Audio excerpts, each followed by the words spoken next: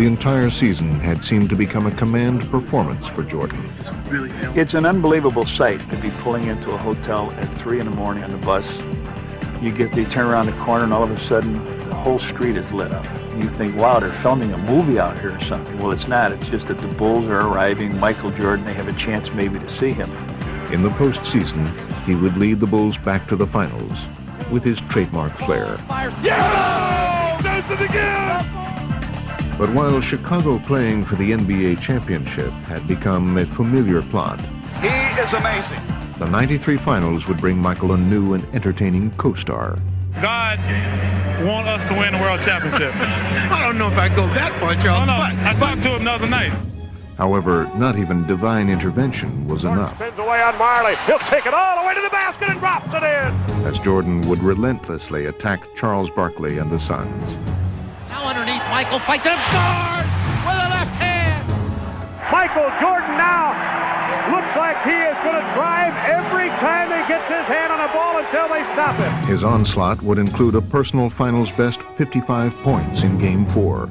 Michael will take it. He's fouled. He scored. He threw it up. Off balance and went in. Oh, my. Michael with his fist clenched near midcourt. I tell you, he's just simply amazing. He does whatever he has to do to beat you. We cannot stop him. I never said we had to stop him. Well, we can't stop him. on Nobody him. can stop him. The Bulls would wrap up the series in 6 games, sealing it in dramatic fashion. Paxson going for the win. Here's Paxson. Paxson. Yes! The three! That's the first score by anybody other than Michael Jordan in the entire fourth quarter. Michael had now reached the pinnacle of his career.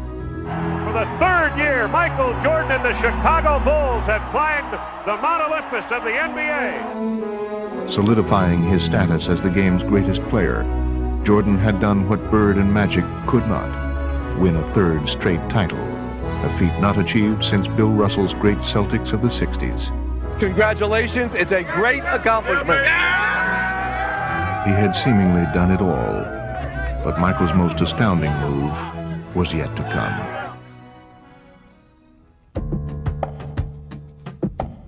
After we won the championship, I sat in on the floor and just reminisced about the whole season and the years that I've had at the game of basketball and where my life was and where my challenges were. Do I have to do anything else? Can I just sit here for a few minutes? It started weighing me down mentally because of all the things that were happening and some of the responsibility that I was gaining, the expectations. Mentally, I was exhausted because I forgot where I was. I forgot how I got there. Because of being on top for so long, you forget about a lot of the stages and the steps that it took to get to that point. And my father and I had a conversation about just stepping away. Jordan had reached a crossroads, and he would spend the summers sorting out his feelings. I wanted to give myself some time to make sure this was the right thing, this is what I really wanted to do. I asked Phil Jackson, frankly, I said, what kind of challenges can you give me next year? If you can give me one challenge, I would not retire. He felt like if I don't have the desire to do it, if I don't have the thirst to play basketball, it's not as much fun as it used to be, then I'm going to lose my gift. We were crying and trying to come up with different types of challenges, and I couldn't come up with one. He couldn't come up with one for me. But the sense of anguish Michael felt as he wrestled with his decision would pale in comparison with what he was now about to face. Last night, we began the show with the disappearance of Michael Jordan's father. Tonight, the worst fears have come true. James Jordan was found dead, the victim of an apparent murder. It was a very difficult moment for me, and somehow I just kept my head high and looked at the good of it, you know, the time that we used to spend and the education that he gave me. And I thought about all the things that he used to tell me, just turn a negative into a positive. And here I was dealing with him in that way. It was tough. Shaken by the death of his father, who had always been his closest advisor and supporter, his choice had now become clear. And soon, the world would know about it, When I lose the sense of motivation and the sense of to prove something as a basketball player, it's time for me to move away from the game of basketball. It was something that my father and I talked about way before he passed. Me retiring from basketball and then playing baseball. And the final year that we won the championship was like his biggest push to go and do it. No one could present a challenge for me at the time other than what my father was presenting to me, which was to go and play baseball. Following his father's advice, Michael would become a minor league baseball player. But more than just a diversion, his new pastime was part of an emotional journey. I think what baseball did for me was it gave me an opportunity to revisit all those moments that I had with my father. And when I really thought about it, I said, he was here. Everything that he's taught me, everything that I accomplished was him.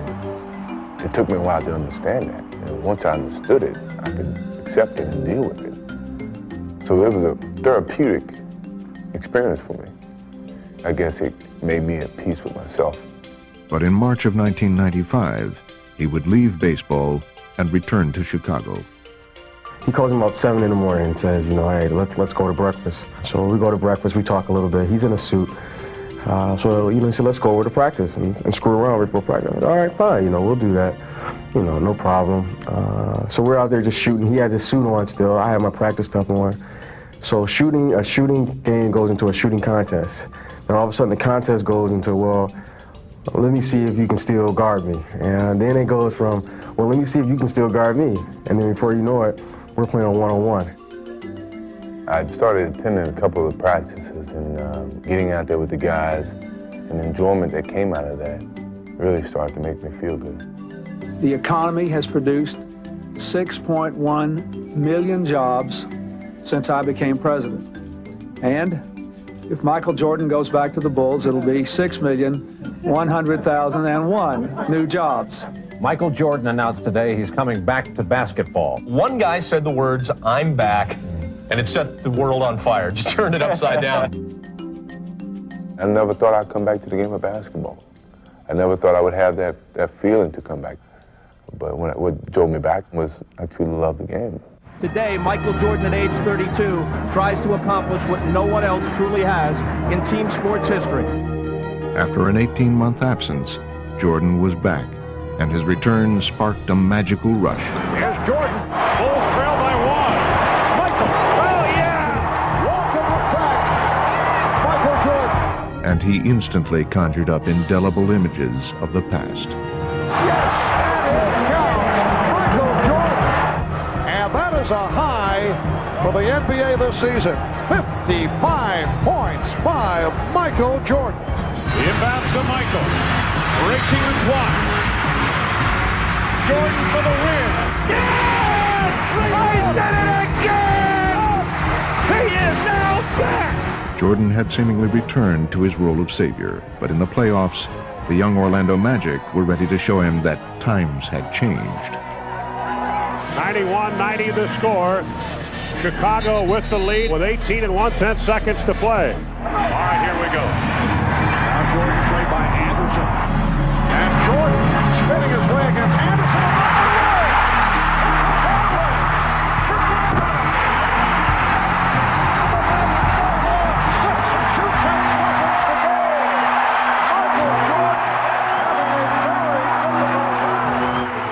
Jordan's miscue seemed almost unthinkable, but he would have one more chance to deliver his expected heroics.